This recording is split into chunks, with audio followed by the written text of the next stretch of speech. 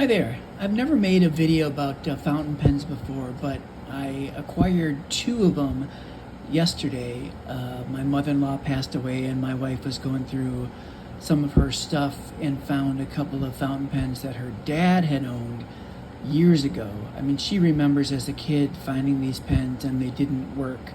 So these may have been like her grandfather's pens that her dad acquired, but they didn't work for him at all, ever. So she brought them home because she knows I'm a fountain pen person, modern fountain pens, I guess.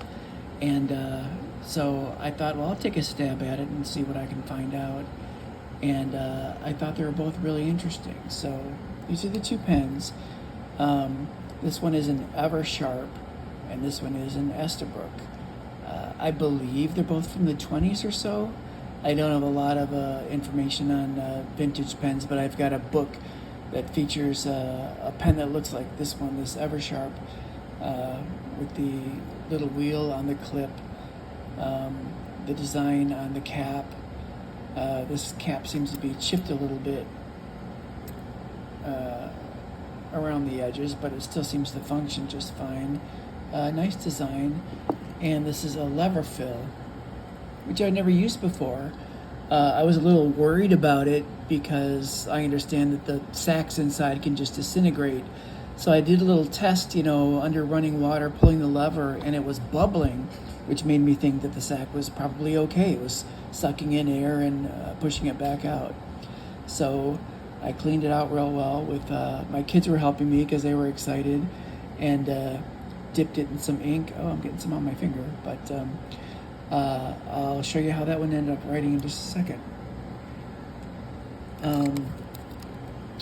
The other one is the Esterbrook, a company that I know got new owners but continue the name. Also lever filler. I did the same thing, ran this under a sink, and saw that it was bubbling water, air, when it was sucking in and blowing it back out. So I dipped this one as well and filled it with the lever, and it seemed to work okay too. This one, the nib was just fine. I can't tell what size it is. It seems to be kind of medium-ish, but it worked just fine. I'm getting real inky and messy, aren't I? The Eversharp, this is the nib that came on it. And as you can tell, look at the tip there. I don't have a magnifier or anything like that, but it looks like one side is missing, and that would not write at all. So I grabbed a random pen that I had that seemed to have a similar size nib, and I pulled that out and put the nib on this, and it fit just fine.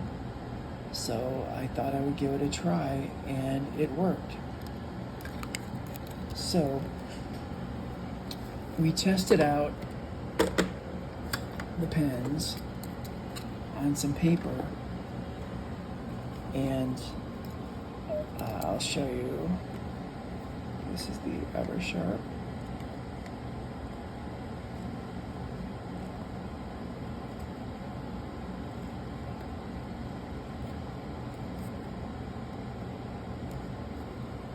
That one seemed to work okay, and I'm going to try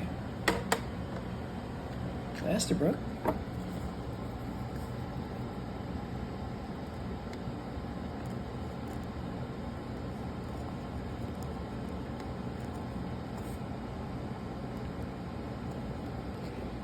And that one writes really well as well. So really fun stuff. I would never buy vintage pens. I don't know what the little hole, I think both of them have a little hole in the cap. I don't know why that would have a hole, but that seemed to be the design of the 20s, I guess. If you know more about these pens than I do, that wouldn't surprise me at all. But please comment and let me know what you think. But I'm kind of excited. My first foray into vintage fountain pens. All right, thanks for watching. I'll talk to you later.